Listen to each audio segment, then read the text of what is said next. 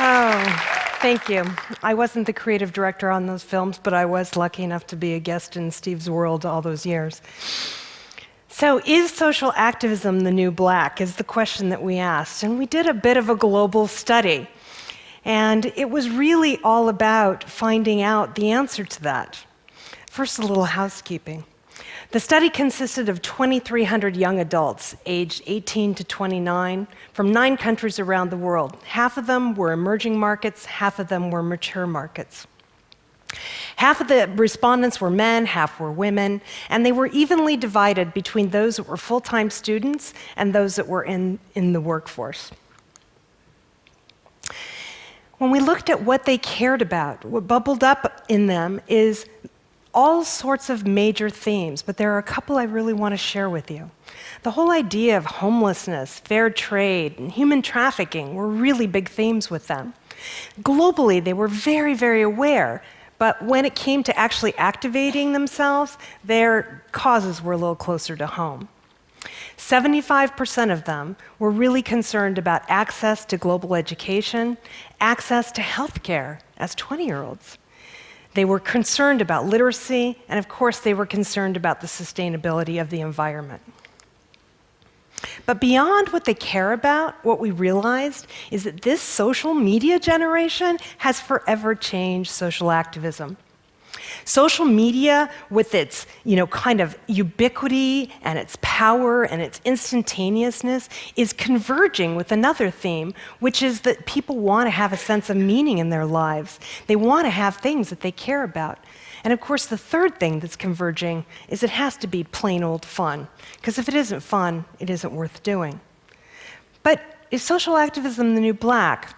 I don't want it to sound so trivial. So we looked a little deeper. When we looked at the entire audience, we saw that 33% of them were spectators in their own world.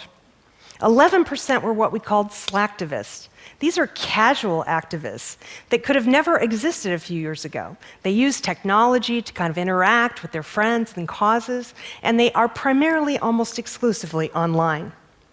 The largest segment, 1 in 2, are activists, and they take it to a whole new level. So what do?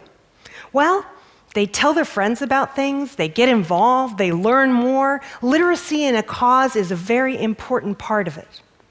But they actually get up off the sofa, walk out the door, and when it's all said and done, they donate time, they donate money, and they usually attend some sort of a rally or an event. And this is what we've been seeing around the world. Globally, 1 in 4 gets a kickstart online, as you would suspect. But what's really interesting, look at these numbers. China, Spain, Brazil, in the high 80s. That these people are participating in online political discussions, thinking things that were completely unheard of just 10 years ago. And these are equally followed by people, 43% of which say, they found out about a cause online. That's how they got started. So everything we do in cause marketing, in trying to help them understand how they can help, has to be share-worthy. Why? This was a bit of a surprise. Identity formation. What these kids believe in is part of who they are.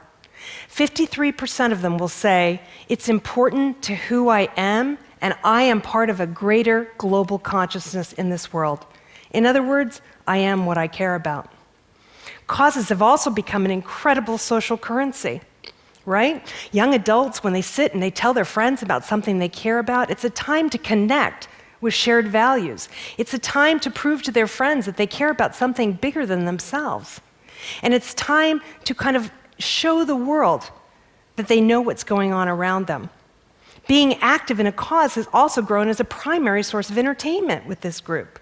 It's part of what they do and part of how they spend their time.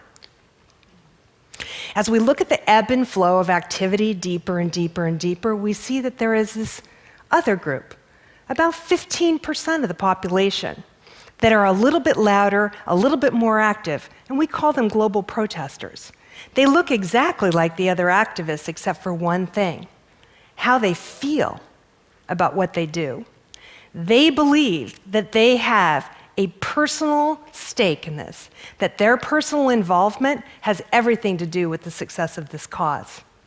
My personal involvement will make a real difference at a fundamental level. So that means when we're curating these groups, we need to do better jobs of making them feel important, showing them where they've come from and where they're going. Now, the more active they are, the more they blame. They blame governments, individuals, and corporations. In fact, this generation is an equal opportunity blamer. India is more likely to blame individuals, China, Spain, and Mexico more likely to blame the government, and South Africa, Brazil, US, and the UK to blame corporations. 67% of global young adults believe that corporations have a moral obligation to help social causes. Engaging the world with the offenders is their #1 cause. They want to get them to use their power for good, their resources for good. Their motto, when you want to solve a problem, don't forget the sinners. Despite job opportunities, not being optimistic in the world, these generation are really thinking about wanting to work somewhere that shares in their causes. Look at these numbers in China and Brazil. I would seek employment from a company that supports causes I care about. And I would vote with my dollars, buying products from a company that supports a cause that I care about. Look at these numbers in South Africa and China. But what gives me real hope is this generation that's often depicted as the little emperors, the selfish, whatever comes after, slacker me generation, the ones who in a developed world got a trophy just for showing up. What gives me hope is they're not like that at all.